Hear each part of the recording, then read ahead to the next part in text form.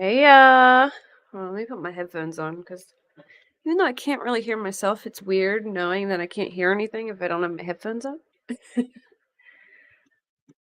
What's up? I know it's been a while. Hey, Montana girl. Hey, T Berry, Lori. That girl. Did I say that girl? Oh my goodness. Yeah. I've just I've been like slacking on the YouTube. Hey, Mark, on the YouTube side of stuff, just because I've had like such a crazy like month. I got a new job and then I got COVID. Well, like I literally I was on time. Yee. uh, yeah, I got COVID. Between working that new job, getting COVID, and I lost my handicapped lizard Romy, who was like my baby. Hey Abra, I missed you somehow. Yeah, we're doing good now. It's crazy because like I work with my family, like we all work together, and I do the marketing. Devil, you didn't have to do that. Thank you, thank you. My goodness. Um, but yeah, I've been. Devil told me to play this game, Alien Isolation, and we've been playing it for like 2 weeks now, but as much as we could. But it's definitely fun and scary as heck. I was terrified in the beginning. um, but anyway, I work with my whole family, and we all got sick, everyone after another. And I was like the first one to get it, besides, so my niece got it. Hey Dallas, thank you for being a member for 11 months. Woohoo! um, and I was the first one besides my niece to get sick. And then everybody else got sick. So I've been the only one in my office for the entire week by myself, just running the show. And then I get home, had to make dinner, and I help my kid with homework. It really is scary for sure. And it's not even like the alien part of it. It's like, you walk up by a pipe and the pipe bursts, or, stupid stuff like that that would scare the crap out of me. But yeah, I would come home, make dinner, do all the things, and then finally, by the time I sat down on the couch, it'd be like 10 o'clock. I'm like, where is the time going? So I will make sure that I'm more mindful of getting on YouTube. And like true crime has kind of like sucked lately, which is a good thing, I guess, because, we don't have bad things to talk about. But there hasn't really been like any big things. I've kind of been following what's it called? Yeah, I love it. I do the marketing, and I already kind of am into like doing stuff on doing thumbnails and things like that. So it's super, you know, easy for me. I end up doing a bunch of other stuff too, because we all kind of, it's my family. When you with your family, you all kind of help out. I love it though, for sure. I've been following a little bit. I haven't watched him completely through, but the Take Care of Maya trial, what's her name? Maya Kowalski or something? And I've been yeah, totally up my alley. And I've been following the Hitman trial. I don't know if you guys, well, not like closely, but here and there I've watched a couple people come up on the stand and stuff like that. The Hitman one is pretty crazy. Um and if you haven't watched that and you want something kind of interesting to watch, you could go back and watch that. But um I don't know, I'm gonna tell you guys about it because it was actually damn what his name is. All right, so there's this guy. I'll tell you about the Hitman trial real quick because I thought it was very interesting. And the tactics the cops used were pretty crazy too, which is why I think it made it so interesting for me. Yes, the Maya trial, I'll talk about that too, um, after this one, because that one, I am so glad, they got justice, because that was just awful, the Maya situation, the Maya stuff, and if you guys haven't watched, I believe it's on Netflix, it's a documentary called Take Care of Maya, where they explain the entire story, which I will tell you guys after I talk about the Hitman trial. But, so the Hitman trial is about this guy, Dan Markel. He was a Canadian-born attorney and a law professor who wrote various works on retribution and criminal law and sentencing with a focus on the role of punishment in the criminal justice system. He was murdered in Tallahassee, Florida in 2014 in a murder for hire motivated by child custody issues. Yeah, it was really good. Well, it was sad. I cried like most of the documentary. But it's really crazy to show you, what awful things you can end up in that really just kind of end up that way and suck. It's just an awful story. But it's such an awful story, but I guess this is the best outcome that you could get from it, really, with the Take Care of Maya trial. But, this guy, he was murdered by his ex-wife's family pretty much, like, the whole family kinda conspired, except the only person who hasn't been charged is his ex-wife, but his ex-wife was Wendy Adelson, um, and she has been named together with her brother Charlie, who I believe the trial was Charlie's trial, Charlie, her brother, and her mother Donna as conspirators in the killing. Her brother was dating this woman, Catherine Magbanwa. All right, so how can I explain this? Her family lived in Miami, and she lived in Tallahassee with Dan. And when they broke up, he had some order in place where they split 50-50 custody, and she wasn't allowed to move to Miami with her family. And she didn't like that arrangement. So her family basically just hired a hitman to kill her husband. Her brother was dating a girl named Catherine Magbanwa, I think is, and she was found guilty of first degree murder. Her ex-boyfriend, I don't know if I can't remember if Louis Riviera was her ex-boyfriend or Sigfredo, but I think it was Sigfredo. But her ex-boyfriend was a member of the Latin Kings in Miami, and she called him and asked him to do the job to kill Dan Markle for Charlie, her new boyfriend. Hey, B Tim. I was talking about the Hitman trial, and then I'm going to talk about the Maya trial. But so her brother's girlfriend got her ex-boyfriend to kill Charlie's sister's ex-husband, really. Wendy, the ex-wife, her brother set it all up.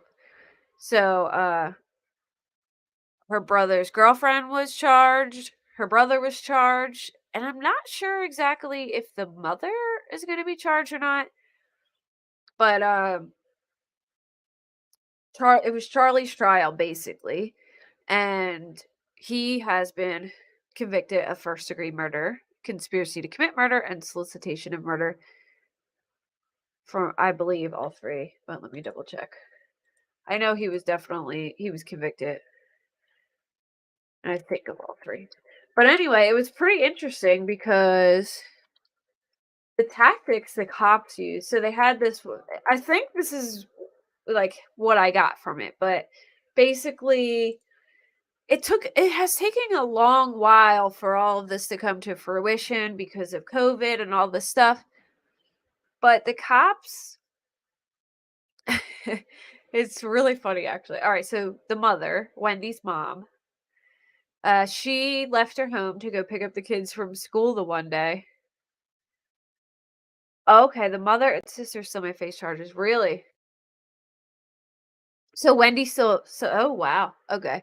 Well, the mother is definitely so this is so crazy to me how they did this, but the cops basically went undercover, and while Wendy's mother was taking the kids to school, this undercover cop just walked up to her, right? And basically like told her like, "Hey, you know, I don't know if he was talking about Lewis or Sigfredo, but the hitman. He made mention of the hitman and basically told her like, "Listen, the hitman wants $5,000. Like, you better give him the $5,000 or, he'll rat you out." And then just handed her a letter and left.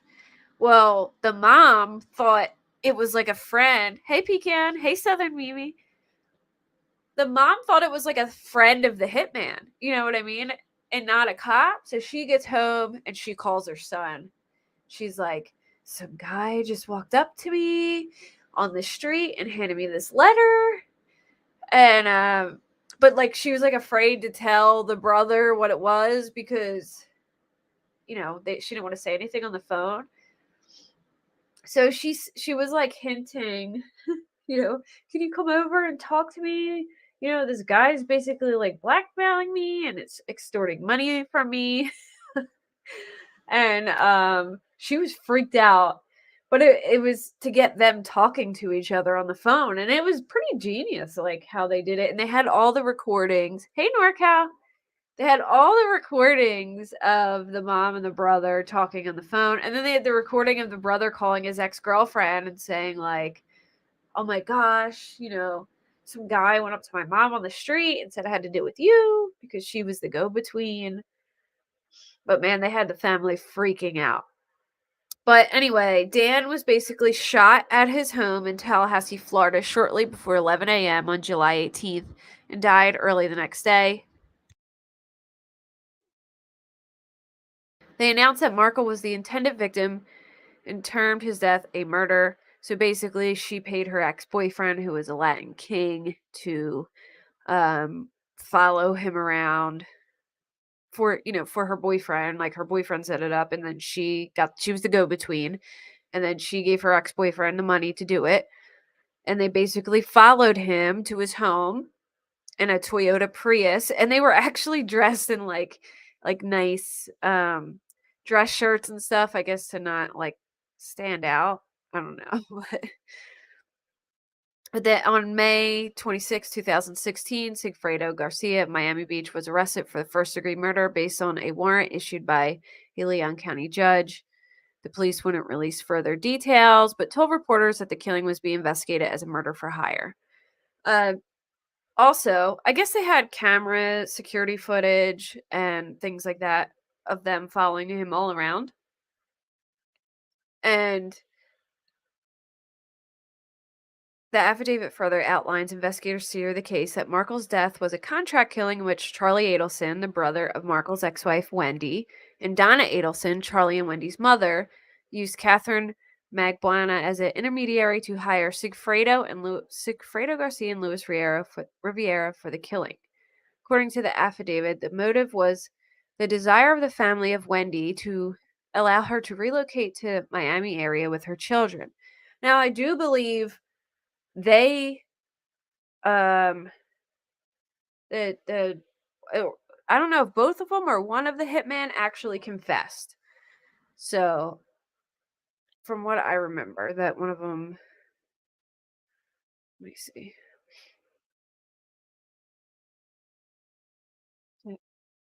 So, where did that start? Hold on. Catherine Magbuana, who had mothered Garcia's two children, was alleged to have been the link between the Adelson family and Garcia and Rivera. Investigators allege that neither Rivera or Garcia knew Markle, but that Charlie Adelson, Wendy Adelson's brother, was in a personal relationship with Catherine. When Catherine received a large amount of money from the Adelsons following the killing, that Catherine was the first call to Garcia dialed after Markle was murdered. So basically, right after they murdered Dan, he called her. and they had a big thing of money. I believe when one of them confessed to him, he said it was over, custody of the children. So it's pretty crazy, like the whole story and how the cops went about it. Um, if you listen to the trial, it was very interesting. Hey, Blimpy, what up? All right, so let me tell you all about the Take Care of Maya documentary. If you guys haven't seen it or heard about it, you must be under a rock. But don't worry, I will fill you in. That was the other um, trial going on. And Maya, at the time of when everything had gone down, Maya was a 10-year-old girl who complained of a mysterious pain. The doctors suspected it was child abuse and things got very out of hand. But one Saturday fall afternoon in 2016, Dr. Sally Smith received a call from the pediatric emergency room at Johns Hopkins All Children's Hospital in St. Petersburg, Florida. Smith was the medical director of the protection team for Pinellas County, and she grabbed a piece of paper to take notes. Maya Kowalski, she wrote, the name belonged to a 10-year-old girl who had just been admitted for abdominal pain. She listened as the doctor detailed the case. The girl's parents, I forget how to say the mom's name, but I think it's Beta, and Jack Kowalski had told the hospital that Maya suffered from a neurological disorder called complex regional pain syndrome, or CRPS. They said that she was acutely sensitive to stimuli of all kinds and that disabling pain radiated through her legs and feet, requiring the use of a wheelchair. She spent 24 hours in intensive care unit at All Children, screaming and writhing. When a nurse attempted to conduct an ultrasound, her mother insisted that the only way Maya could tolerate the contact was if she was infused with ketamine. The nurse, concerned by the demand for such a powerful drug, asked a social worker named Deborah Hanson to meet with the Kowalskis. They were very distressed, Hanson later recalled. There was a lot going on, and Maya was captivating. Maya was also thrashing about. Hanson agreed that it was strange for Beta to demand pain medication before allowing a routine test. A parent uncooperative or failing to heed a medical professional's suggestions is considered a red flag for neglect, and Hanson filed a formal notice with the state. Hey, Lynn, the mom is very like straightforward, which I think a lot of moms are like that. When your child is experiencing something terribly horrific and you want things to be better for them. You don't want to see your kid in pain. So she's probably a little angry and a little bit you know, forceful and do this. I know this works. But to, I guess, a hospital worker,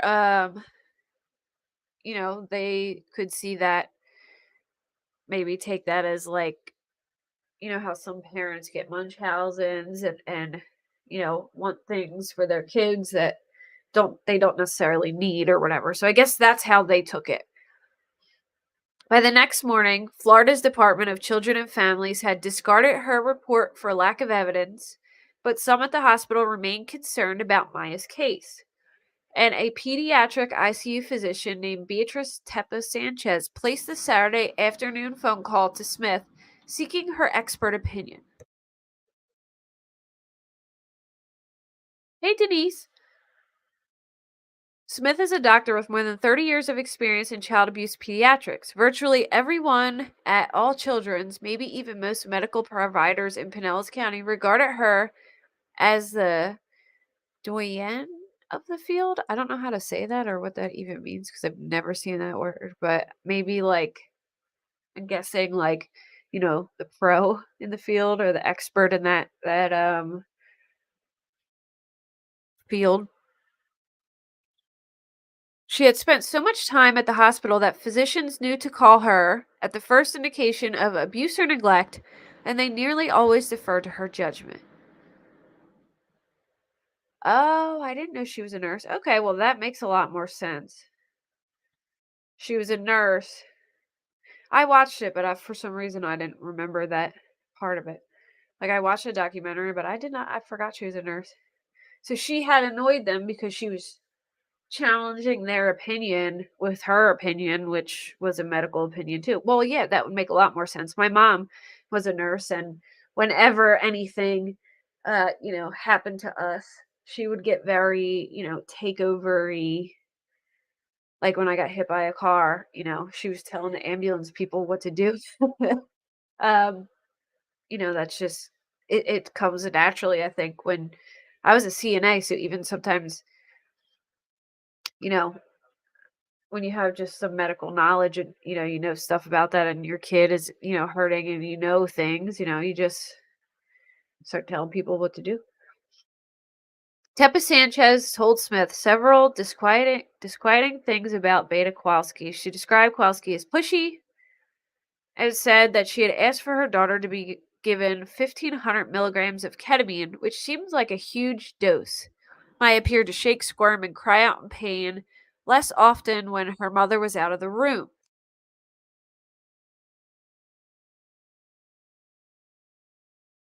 Smith was particularly concerned to learn that Maya was already receiving regular ketamine infusions and agreed with Teppa Sanchez that it seemed unorthodox as a way of treating CRPS in a child. After hanging up, Smith logged onto an internal All Children's portal and began to read through Maya's medical records. The next day, a social worker filed a second report with the state. This time, the suspicion was no longer parental neglect, but rather overtreatment. Beta Kowalski is believed to have mental issues, the report said, which I think is crazy. Like, how do you just come to the conclusion that she has mental issues from just reading a report? Yeah, exactly, Buster. Exactly. You just learn things, and when it's your kid, I think you just, you get in a certain mode, and you just, you know, you take over as mom in whatever situation you're in. Hey, the heifer next door. What's up? Hey, Dustin. New info about the Delphi case. Well, I will definitely get into that. I haven't even last I heard um what's the lawyers were removed. But I if there's new stuff I haven't heard. Report to reinstate. Oh, they're trying to reinstate his attorneys. Interesting. Yeah, I know that they leaked the photos. Oh, they're brand new witnesses and evidence. Oh, really?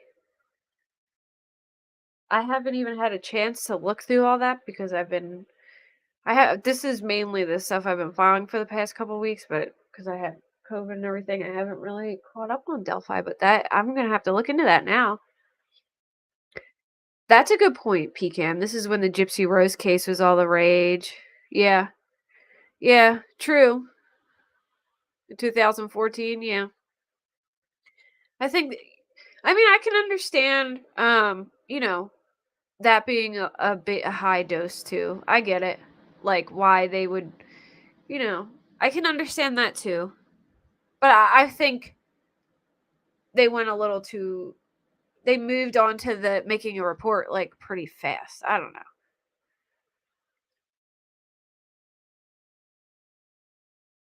34 surgeries. Oh my goodness.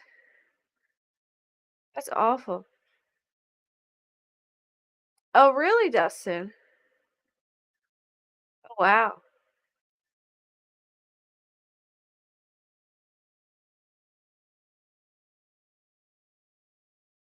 So you've been on it, huh? Or where was I? So they said the mom is believed to have mental issues. It was stated that Maya is not in pain. Mom insists that Maya is in pain. DCF accepted the second report and formally asked Smith to investigate. She was, of course, already on the case. Smith discovered that Maya's parents had once taken her to a taken her to Hospital San Jose Tecnologico in Monterrey, Mexico for a 5-day procedure that required her to be sedated and intubated to receive a high dose infusions of ketamine. I got medical records on that child going back to when she was a toddler that were from probably 30 different medical providers, Smith told me. To her, the activity looked like doctor shopping, and it deepened her suspicion that there was another explanation for Maya's strange pain. Smith began to develop a theory that she was a victim of Munchausen by proxy, an exotic condition made famous by movies and TV shows like The Act, The Sixth Sense, and Sharp Objects, in which a parent deliberately makes a child ill in order to reap sympathy and gratitude. As Smith investigated, Maya's parents grew restless. On Monday, October 10th, 2 days after Smith had been called, they told an attending physician that they wanted Maya discharged. Hospital staff wanted Smith to complete her evaluation first, and they told the Kowalskis that leaving the hospital would be against medical advice. If the parents attempted to take Maya home, they said they would be arrested.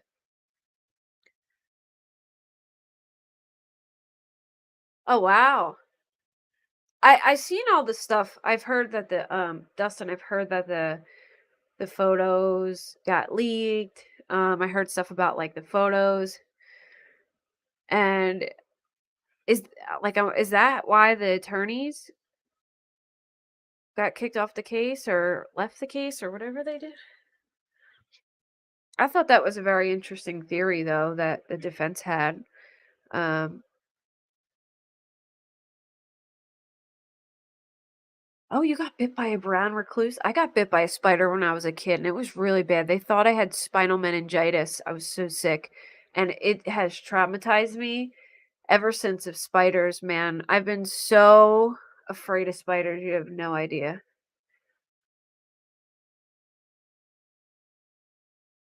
Well, Dustin, feel free to shoot me an email. I would love to hear about stuff.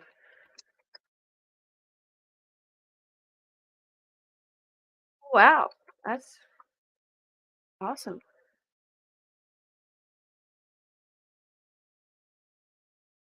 Where was I? All right, so Smith knew the data. In 4 out of 5 instances of child abuse, the culprits are the child's parents. Mom's boyfriend is actually 10 times less likely to be the perpetrator than mom, she said once in a lecture at All Children's, where she regularly educated staff. Smith had the power to recommend the state separate abusive parents from their children, a decision of the gravest consequence. Make the wrong call, and the family might be broken up needlessly, ignore a warning sign, and the child might end up dead. Smith, who retired this summer, tended to interpret cases aggressively. Children in Pinellas are removed from their homes at one of the highest rates of Florida's 67 counties. So, um, the woman Smith, she was aggressive at removing children from homes. Makes me wonder if she, was one of those people who like jump to conclusions too quick, It's like, and Smith said this is because the child protective team she directs does a more thorough, higher quality job. For one of her lectures, she prepared a slideshow of several dozen photographs of child abuse victims admitted to All Children's. Wearing a leopard print top with her dark hair pulled back and a grave expression on her face, she narrated a grisly tableau of burns and deep red gashes, lacerations caused by hangers, ropes, hairbrushes, severe bruise patterns that indicate knuckles, belt buckles, and Hot Wheels tracks, all of it on little body parts. Early Thursday, October 13th, 2016, Smith filed a report chronicling Maya's extensive medical history. Her formal diagnosis was Munchausen syndrome by proxy. The state quickly issued what is known as a shelter order, directing that Maya be kept in the hospital and forbidding her parents from seeing her. When a nurse entered Maya's room to inform the family, Beta had already left for work and Jack was on the floor cleaning up feces because Maya was no longer in control of her bowels. You have to leave now, the nurse said, looking squarely at Jack. Your daughter is in state custody. As he walked out, Maya sat up in bed, calling out for her dad. Okay, Pecan.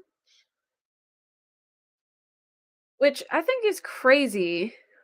She didn't have control of her bowels anymore. I mean, obviously, I don't know. That's just crazy to me. Um, Beta Kowalski could pinpoint it when it all started, the 4th of July weekend, 2015. Maya and her younger brother Kyle were playing with sparklers near their home in Venice, Florida, when she had a severe asthma attack. Beta took Maya to Sarasota Memorial Hospital, where she began to complain of a burning sensation in her legs and feet. Within weeks, she could barely walk, her feet turned inward. She developed lesions on her legs and could no longer support her body. At night, Beta could hear Maya's cries from her bedroom on the other side of the house. She worked as a home care nurse and had seen many kinds of suffering, but Maya's symptoms were nothing like she had ever encountered. The pain baffled everyone. The Kowalskis took Maya to All Children's, but the staff was unable to come up with a diagnosis. Doctors at yet another hospital, Tampa General, thought Maya's muscle weakness could be explained by an oral steroid she'd been prescribed for her asthma.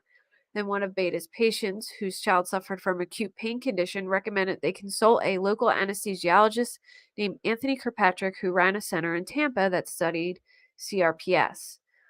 It's a real but poorly understood disorder. It typically begins after an injury or an impact to a limb, causing chronic pain, sensitivity, stiffness, and muscle atrophy that can last for years. It ranks number 1 on the McGill Pain Index. Oh, wow. A commonly accepted measure of physical suffering, and is sometimes called the suicide disease for its lack of viable treatment.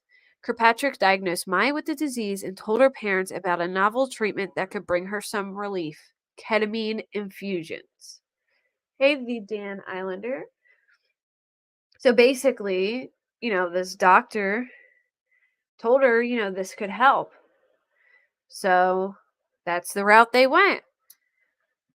At the time, the substance was probably best known to the general public as a club drug, one that dramatically alters sensory perception, but ketamine is widely used in emergency rooms as an FDA approved anesthetic, among other applications. Kirkpatrick told the Kowalskis that CRPS patients typically have elevated levels of amino acid glutamate and that ketamine inhibits its effects on the nervous system. The way he explained it, it's like rebooting a computer, Jack told me, and trying to stop the brain from giving false signals of pain to the extremities. Beta agreed they should try the treatment, but only after spending days researching it. So, as a nurse, she looked into it. I imagine she was probably, completely nervous about that too, being, it's something that is powerful, but if it's a disease that's number 1 on the pain scale, you probably have to have some pretty heavy duty stuff to um alleviate that pain. That was characteristic. Beta could be intense, even exhausting. Maya describes her as powerful. At 43, she was short and blonde with a thick Polish accent and dark brown eyes that peeked out from a rectangular black frames. Jack, who was 57 and a retired deputy fire chief, was more passive. He usually let Beta take the lead, involving the kids. So over the next year, they took Maya for ketamine infusions every 3 to 4 weeks. They charged 10,000 per 4-day session, which was not covered by health insurance, which is crazy. Hey, Patty. So they were paying $10,000 per 4-day session. Beta worked extra shifts, and the Kowalskis sold a rental property to cover the costs and eventually shifted Maya's treatment to a second specialist, Dr. Ashraf Hanna of the Florida Spine Institute, whose rates were lower. Maya still required a wheelchair, but the ketamine led to huge progress. Jack says Maya's feet straightened, the lesions healed, and there were periods when her distress seemed manageable.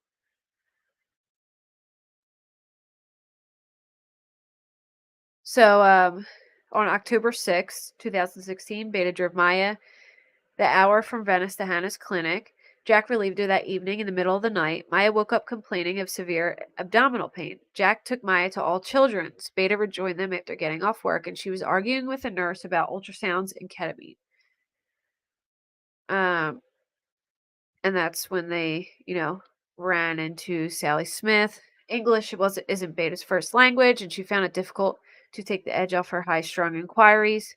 Still, when Sally Smith started asking questions about Maya's case history, Beta hoped that she might be sympathetic.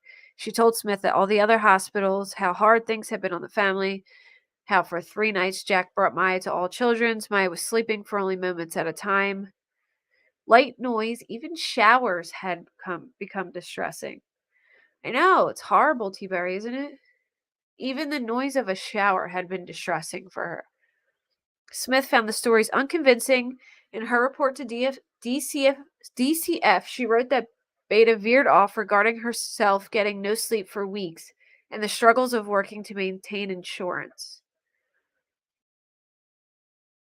That evening, Kirkpatrick sent a memo to a colleague. I cautioned Dr. Smith about accusing a family member of criminal conduct as she moves forward with her investigation. So I guess Kirkpatrick stepped in. Um, he wrote, noting that doing so could result in needless and permanent harm to the child and family. So he even reached out to Dr. Smith and begged her not to do that. So, a method of supporting a Munchausen by proxy diagnosis is a separation test. Remove the child from the offending parent to see if her health dramatically improves. So, basically, how CPS does it is they separate them and then they see if the child gets better. And if the child does not get better, uh, then it's more believable. But I guess if the child starts dramatically getting better, they believe that has to do with, the parent. As weeks went by with Maya isolated, she continued to report extreme pain. Smith, still not buying the CRPS story, began to wonder if something besides Munchausen by proxy could explain what was happening. She instructed doctors to secretly videotape Maya and asked nurses to catch the girl moving her legs. I just went to see Maya, one hospital employee texted Smith. I watched her use her feet to push herself several feet in her wheelchair. She was distracted, and I'm not even sure she realized she did it because I didn't call attention to it. Smith replied, fortunately, at 10 years old, she can't perform the charade effectively 24/7 and doesn't know if she's even making psychological or physiological mistakes. I'm coming to take some pictures of her quote unquote affected legs. By December, a hospital pediatrician had changed my diagnosis from Munchausen by proxy to fictitious disorder. It meant that Smith and the doctors no longer suspected that her parents were causing her illness, that it was Maya making everything up.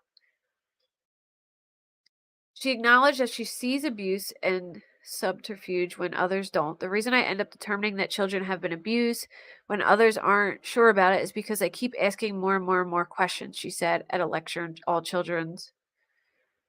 Um, they just talk about Smith's system, which I'm not going to go over that, but because we kind of have an idea of that. So, then eventually they revise the order to allow Jack visitation, right, and permit Beta to contact Maya by phone and video. But by December, hospital staff were imposing additional restrictions at their own discretion. Maya's social worker, Kathy Beatty, declined several of Beta's FaceTime calls, which went from daily to once a week. Several aunts and uncles offered to supervise Jack's appearances, but they were all rejected by all children's for appearing to be emotionally vested in the family. As administrators later said, 2 teachers had been making the drive from Venice to St. Petersburg to tutor Maya were barred, so her teachers weren't even allowed to go there. Hey, B&B! She stopped receiving educational instruction. Even the family priest was denied access to her floor. So the Kowalskis hired a lawyer to represent them in family dependency court, and at a custody hearing that month, the judge, Lee Hayworth, seemed somewhat skeptical about Maya's handling. If the hospital is prohibiting contact without solid medical reasons between the family and a child, that's a serious issue, he said. Beta offered to move out of the family home if it meant Maya could return to it. Yet, in child abuse cases in Florida, judges almost always side with medical professionals over families. Armed with reports from Smith, hospital attorneys argue that sending Maya home could expose her to harm, and Hallworth issued a series of continuances that kept her confined to all children. She was not allowed to visit with her mother for Christmas. A week later, in January 2017, just before Maya was to travel from the hospital to another hearing, Beatty and a nurse entered the room and told her to take her clothes off. The hospital's risk management department wanted photos of her taken before the proceeding. Maya refused to cooperate even when Beatty told her that if she didn't, she wouldn't be allowed to go to the courthouse and see her mother. Beatty began to forcibly remove her pants and shirt. Maya wrote an account of it that was later included in the legal file. I was crying and saying, "No, stop." But she wouldn't stop. She pinned me face down, and either she or the nurse took photos of me in my training bra and shorts. The Kowalskis later learned that Beatty had been fired from a previous position managing foster care children for Suncoast when she was arrested and charged with child abuse. Four fellow Suncoast employees called the police after they watched Beatty pin a 10-year-old boy to the ground with her knees and cover his face with a blanket as he cried out that he couldn't breathe. In a deposition, Betty denied using her knees on the child, and she declined for comment in this article. They went to court. She spent Halloween, Christmas, New Year's, and her 11th birthday in the hospital. She wanted to go back to school. She wanted to play Mario Kart with her brother. The judge, Maya waited in the waiting room while the family attorney told the judge that Maya had two requests to speak to him and hug her mother. And Hallworth said, "No, not today. Is there any way that even just momentarily she can just see her mom just to hug her mother?" "No," said the judge. "I'm afraid not. From what I've heard from doctors, the status is uncertain at the moment, so we'll have to do without today." Like, how awful is that? A child just wanting to be able to hug their mom and they can't? Oh, that kills me to even think about. Like, I could not imagine if I knew that my child wanted to give me a hug and somebody would not let me hug my child. That would, like, absolutely infuriate me. Like, I would be a crazy person. Um, so they returned to Venice, her parents. Beta was listless and could not stop crying. Jack worried about how much weight she had lost and how pale she looked. At their house, Beta picked up her car keys and told Jack she was going to CVS. She didn't return until after midnight. When she finally stumbled in, Jack was startled. It was the first time in 13 years of marriage he had ever seen his wife drunk. The next day, the family had planned to attend a birthday celebration in the neighborhood, but Beta said she had a terrible headache. Later, when Jack returned from their party, their son Kyle's bedroom door was closed. Jack figured Beta was asleep inside, as had become her custom on most nights. It was her security blanket, he said. You know, that's all she had, Kyle. Jack and Kyle watched TV until the boy fell asleep on the couch. The next morning, Jack bolted out of bed when he heard a scream. A relative visiting the house was yelling from the garage. Kyle was fast behind, but Jack held his son back and told him to wait in the other room. Inside the garage, Beta was hanging motionless from the ceiling. "I'm sorry," her suicide note read, "but I can no longer take the pain of being away from Maya and being treated like a criminal. I cannot watch my daughter suffer in pain and keep getting worse while my hands are tied by the state of Florida and the judge." How horrible is that? That's so sad. So now, you know, her mother is dead. She can't see her dad or her brother. She's been in the hospital for months. Where was I? The Kowalskis are far from the only family. Oh, they talk about another family who had dealt with Smith and being falsely accused of abuse that, you know, didn't happen. Uh, at the children's hospital, Maya was taken to a small private room where she found her father, her brother, and their priest. Jack told Maya that her mom had died. They cried together, and after an hour, Jack was told he had to leave. Laura Vosa, doctor at the hospital, texted her colleague, Beatrice Tepa Sanchez. "Ketamine girl's mom committed suicide yesterday. Sorry to say my prediction was correct. She appears to have meant that Beta was mentally ill." "Oh my God," Tepa Sanchez wrote back. "This is terrible. I know we did the right thing, but this is really messed up. I feel bad. Don't know all the details, but I think the courts and psychiatrists finally called it what it was. I had another mother do the same thing." This is their text messages. In a separate exchange, Smith texted a coworker, "Craziest case ever." Contrary to the hospital's suspicion, Beta had never been diagnosed with a mental illness ever. And prior to the investigation, Jack says she never suffered from depression. She had even undergone a court ordered evaluation by a licensed psychologist who found no evidence to support that. So at the next family court hearing, they continued to argue about Maya being kept away from her family.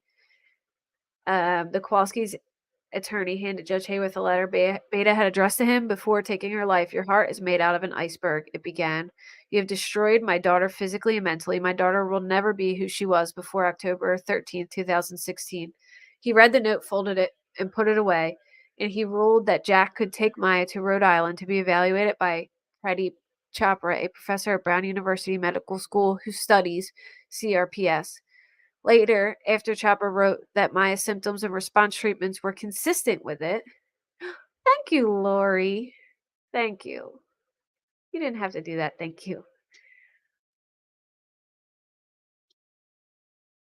So, they basically ruled that she had CRPS and that Munchausen was. They were incorrect about that, and she was in terrible shape. She lost a bunch of weight. So, they went to court for this. Yeah, she spoke from beyond the grave, right? And that judge, I bet you that judge felt that on his soul and just was like, all right, I'll do it. And here, they have another doctor saying that's not the case. So they go to court and they won. I think let me tell you, 17-year-old take care of my patient who just won bombshell 261 million malpractice case files criminal complaint against hospital alleging sexual abuse. What? I did not see this. So Maya filed a complaint against the same hospital claiming she was sexually abused there. Wow. I wonder if it's from that lady.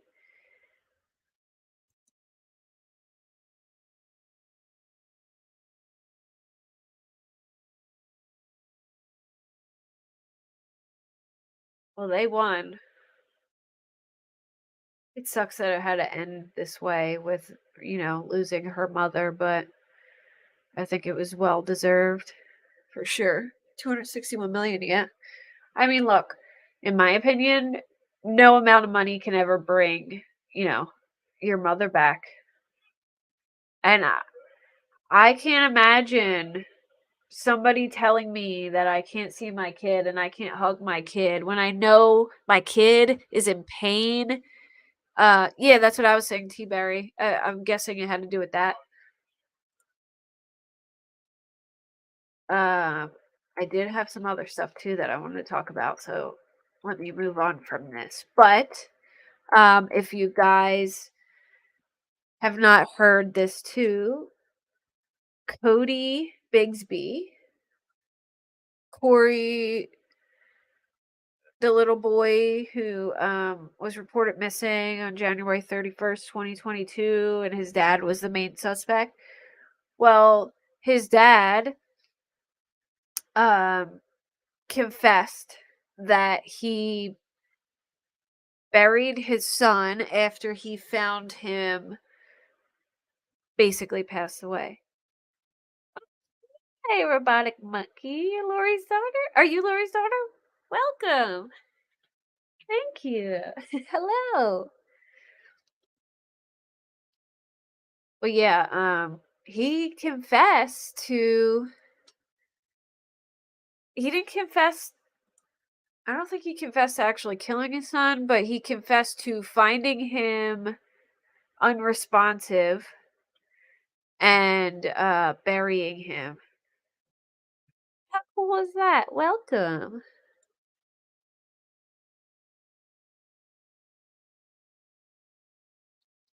Which let me see if I can.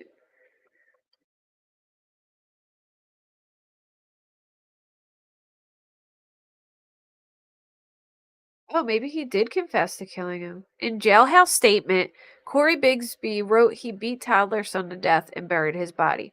So I guess at first he said he just found him unresponsive, but I guess now his his story changed a little bit. It says Corey Bigsby wrote in a jailhouse statement last year that he beat his then 3-year old son with his fist until the boy fell unconscious. How terrible. Ugh. He tried CPR, he wrote, but Cody never woke up.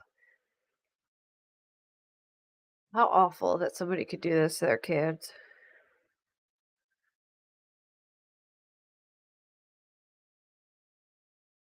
I, Corey Bigsby, walked into the room and grabbed Cody and dragged him into the kitchen. I thumped Cody's head on the floor and beat him with my fist, and he went into cardiac arrest. After CPR didn't work, he wrote, I carried Cody upstairs and put him into the bathtub to see if he would just respond. He did not. So I held him and prayed to God to bring my baby back. Then I took him to the room and laid him on the bed. After that, he said he got a flashlight and charged it, bought gas and snacks at the gas station. He wrote that he went to an empty car wash and put Cody into a bag and then drove home and put the toddler in the fridge. Oh, this is awful. I didn't know it was this bad. I'm sorry. I would have gave you guys a trigger warning. I didn't know he wrote all this, or else I would have said trigger warning. I apologize. Oh, this is awful. I knew he confessed, but I didn't know he said all this. The next day, wait, hold on. Then I put Cody back in the car and driving him behind a building where he dug a hole by a tree and buried him. Then went home and prayed for forgiveness. He went to King's Dominion the next day, he added, and later dumped my clothes from the crime in the trash and burned them. The next day, I went back to burn Cody and cover up scars from the beatings, he wrote. The statement doesn't explain how he would have been able to access Cody again, given that he just wrote he buried him. Then I went home and took a bath with another child. Please accept my confession. Oh, how awful. Ew. Now that I thought he just said that he found him unresponsive. I know. I can't believe he actually said all that too. How awful. Oh, I apologize. If I would have known it would have said all that, I would have given a trigger warning because I only read that. Like the first day that they announced it, they didn't give all those details. They just said um that he just said that he found him unresponsive and buried him, but oh, that is terrible. And also in other news, the Morphe case is like the one case that I've followed very heavily. So I don't know if you guys have followed the Morphe case, but I cannot stand Linda Stanley. I dislike her very much. And now there's some things going down. Judge Ramsey Lamas. Okay, so basically, when they were going to go to court for Barry Morphew, Linda Stanley was late for everything, wouldn't turn in things. She was just, uh, you know, awful at her job.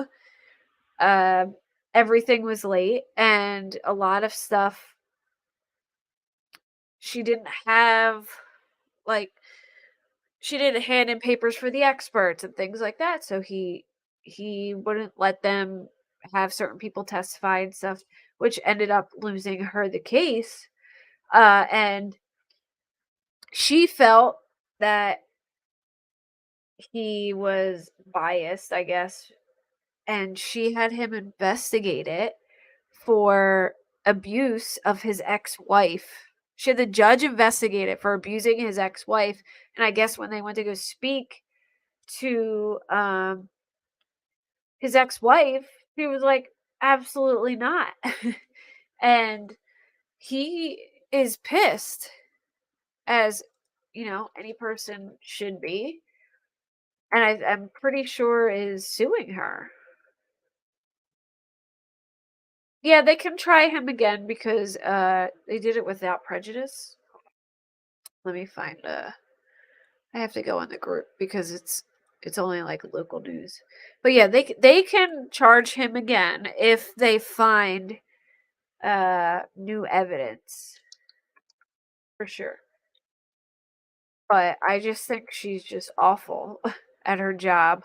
But anyway, so um and not only that, she went on YouTube and gave out information she should have never been talking about. I mean, she was just so unprofessional, in my opinion. And how she handled it, I just never liked her, in my opinion. She blew the case, but here it is. A former judge in one of Colorado's most high profile cases is accusing the district attorney of investigating his family as retribution for his rulings. So basically, in retaliation for ruling against her, she had his family investigate it, had him investigate it for domestic violence. He calls it Ramsey Lama calls it an intimidation tactic powered by YouTube videos filled with conspiracy theories on the Suzanne Morphew case, which it did come from somebody named Jules, and it and also have you heard of AK Rocks, the guy? All his channel's gone now, and from what I've heard, or all his content's gone. Maybe not his channel, but his content is gone. I think he was may have been mentioned in the complaint because Llama did mention something about a YouTuber threatening him with a bulletproof vest on, which in one video he does have a bulletproof vest on. AK does because AK was mad that basically someone said that he had hacked into WebEx and the judge believed them and he was mad about that. But I'm gonna play. Let me play this. Can you guys hear this? Think I have an obligation to the public Can you to hear that? share what occurred. I think the public needs to know who Linda Stanley is and what she did in that case to a sitting judge presiding over a case. They need to know that. I think I have an obligation to the public to share what occurred. I think the public needs to know who Linda Stanley is and what she did in that case to a sitting judge presiding over a case. He also did it to a agent who expressed that he felt it was too early for her to make an arrest. Thank you, Dustin. I appreciate it. And yes, I will talk about that the next time I go live because I need some time to actually like look over it. But I will absolutely dive into that. Thank you, Dustin. Former judge in Morphew case accuses district attorney of launching secret investigation into his family. He says she's unethical and called for her to lose her law license.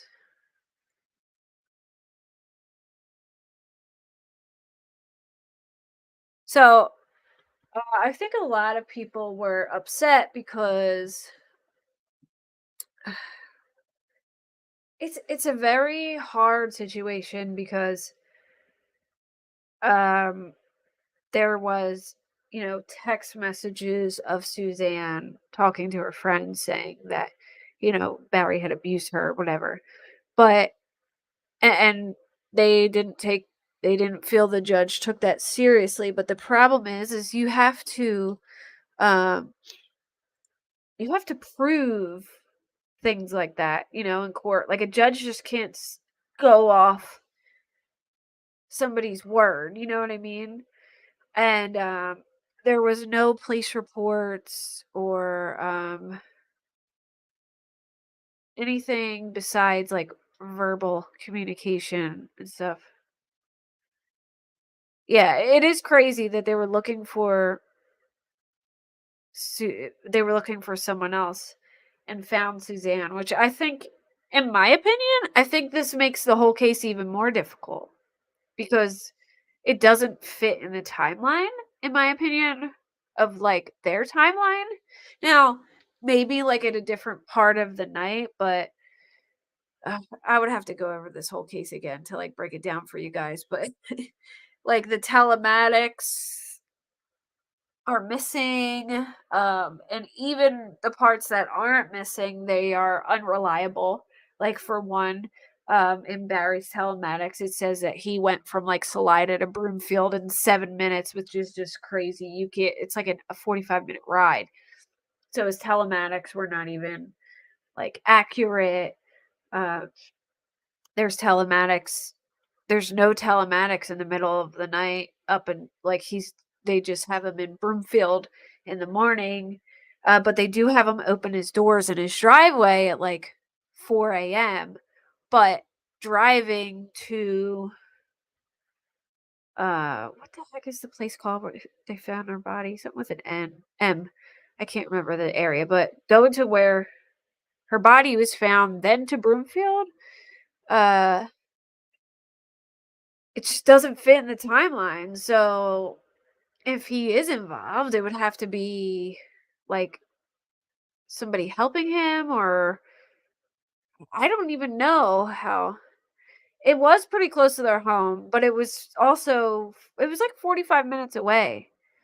So, you know, I don't know. I don't know how it's going to pan out now because this changes everything, really, that her body was found there.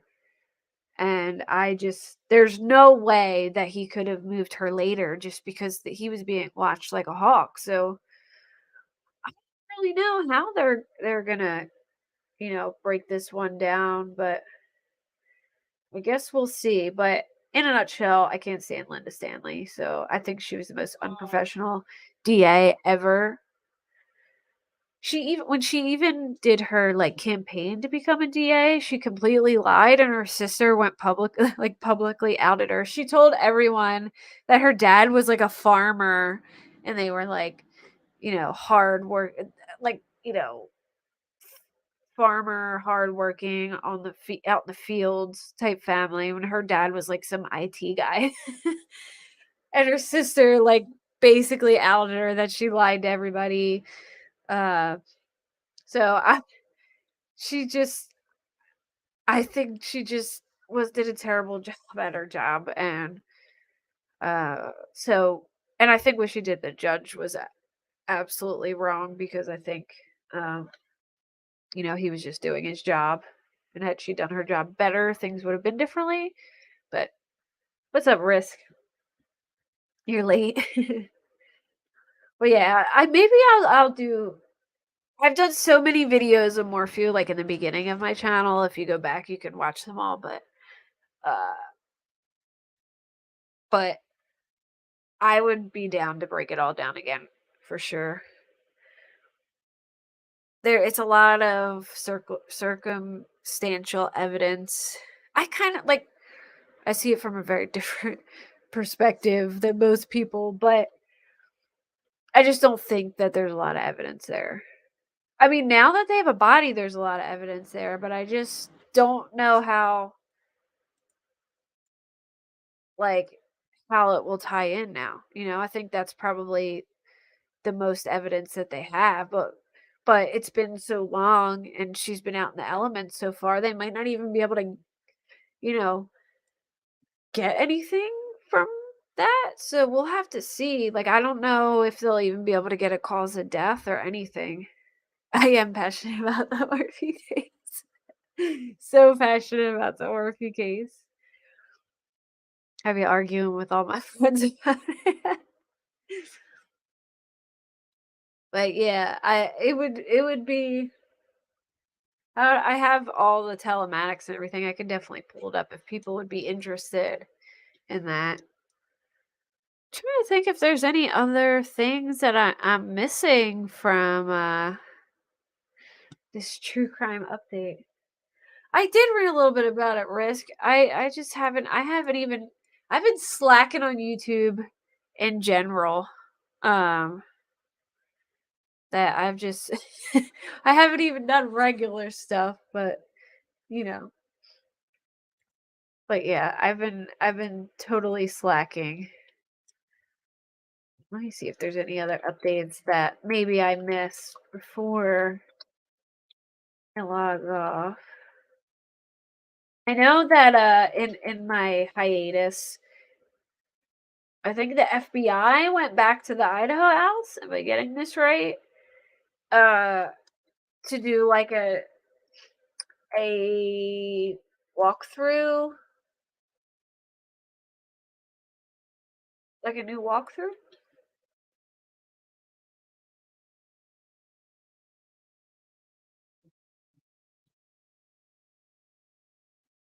Oh, and you know what else I heard? Yeah, I barely have to that's how I feel, like, it's just becoming, by the end of the day, I sit down, I'm like, "Oh my goodness, it's 10 o'clock." So but today, finally, the kids left, I had a little downtime, I'm like, "You know what? Let me get in there." But you know what? I did hear something else that I thought was pretty interesting. I heard that the Long Island serial killer, Rex Heuermann, his wife had cameras and stuff going in and out of the house. So sounds like she's doing like a tell-all type deal. So that'll be super interesting to hear. Oh, to do a laser scan. Did you guys ever okay, so I used to watch this show back in the day called Crime 360. I think that's what it was called. And it was so cool how they would set it up. They would come to a crime scene and they would immediately put it like this camera contraption in the middle of the room and it would scan the room exactly how the room was uh, in real time. And yeah, the 3D map. And it's so crazy how they do it, but they would show how they do it. And I thought it was the coolest thing. Did you used to watch it back in the day? That show was so good. Oh, I could show him. I could try and let me see if I can get him. I got a new baby. I got an Ackie monitor. He's a cutie. Hold on. I'm gonna see if he'll let me grab him. Hopefully he's calm because it's night because he's a little fasting. But hold on.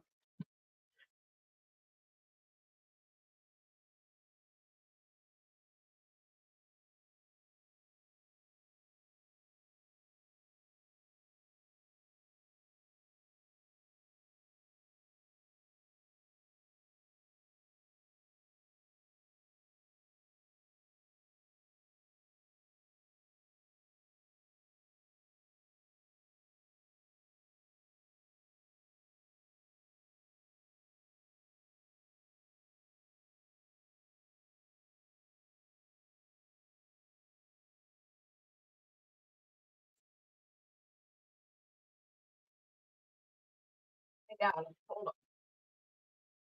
I look awful, so don't judge me. Okay. Yeah. I know it's scary.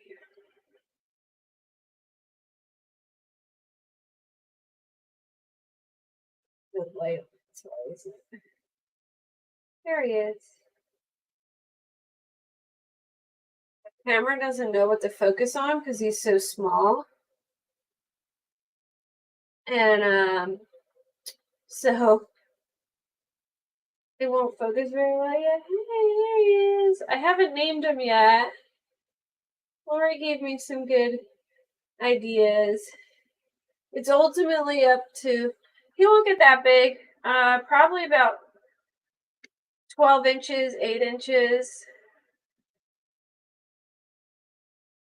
But he's technically a monitor lizard, but they stay small. And look, I don't know if you can see it, but he got a little spiky tail.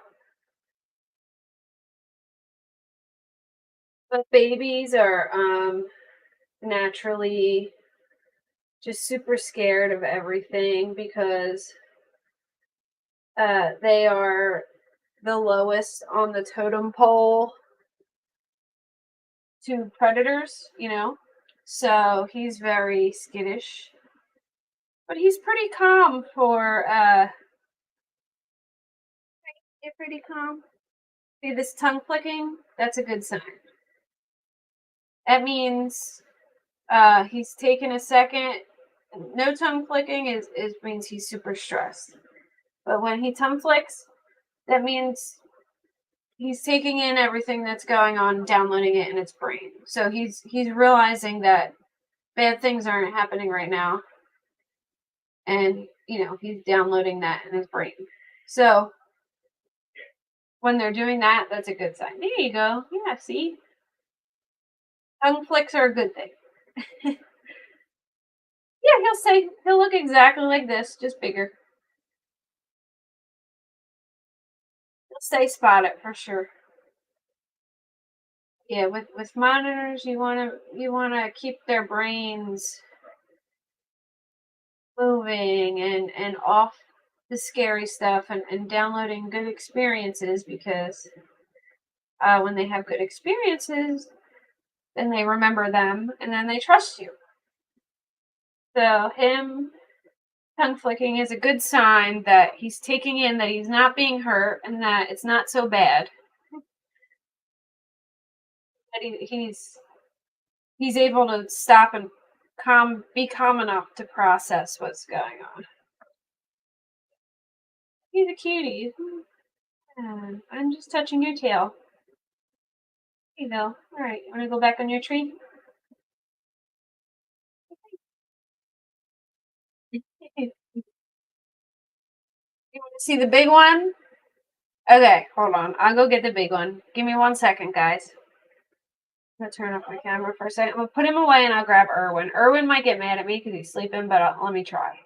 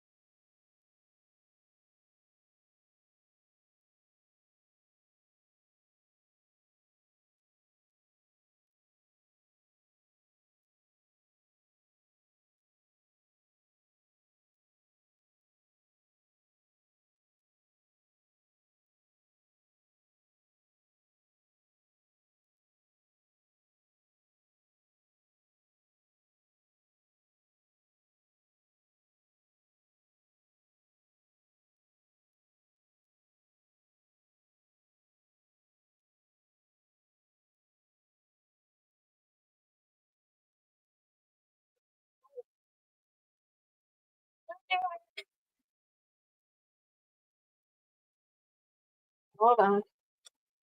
He's on my head. My back. Say hi.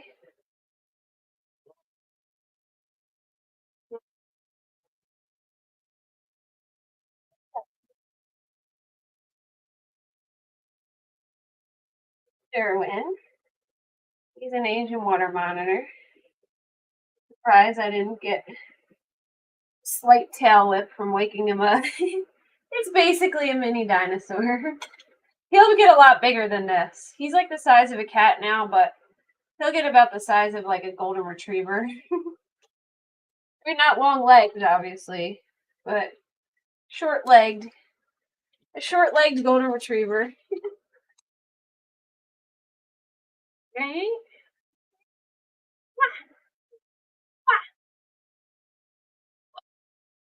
Give me a look for. He's pissed at me because I'm comparing him on your cat tree. This is his cat tree. Sit on there. Alright. Yeah, he's going in the little. There's a little cave. He's like, yeah, I'm out of here. He's funny. Yeah. So he's a male, and males will get really large, like the size 6, 7 feet. He is his species is the second largest lizard in the world, um, below a Komodo dragon. Have you ever seen the show Jessie on the Disney Channel? Because Mr. Kipling is. Hold on, I can find you a big, like a adult picture one to show you.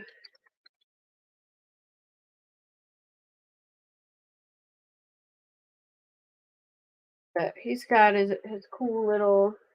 I'm sorry, I wake you up. Normally, if I scare him when I wake him up, I'll get like a half a tail whip because he doesn't know what's going on. But he was so out of it, I just picked him up and he didn't do anything. Let me show you. That's how big they get.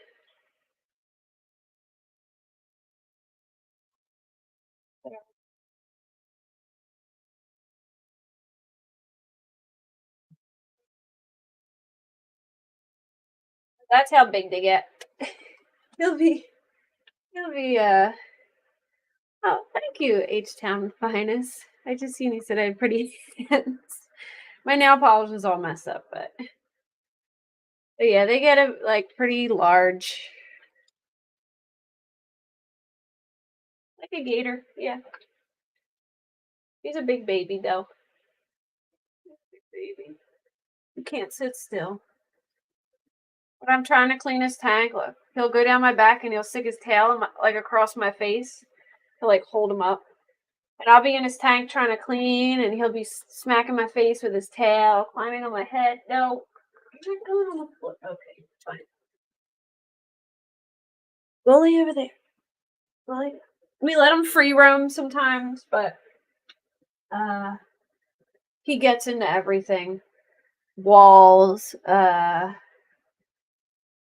places he shouldn't, things like that. So I have to block off certain areas. And sometimes he'll be hidden so well that I'll just give up on finding him and he'll come out in the morning. It's just kind of like, like if I let him go now and don't put him back in his tank, I won't find him till morning. But I'm watching him. She's amazing. Yeah, I got a bunch of animals. Snakes, bearded dragons. I just lost my handicap bearded dragon. I won't lose him for 3 days this time. I know his spots now. I know how to find him. But anyways, I am going to end it because I'll show you a couple more of these. How big they get. They're like a little Komodo dragon. Nope, you're not going to the bathroom.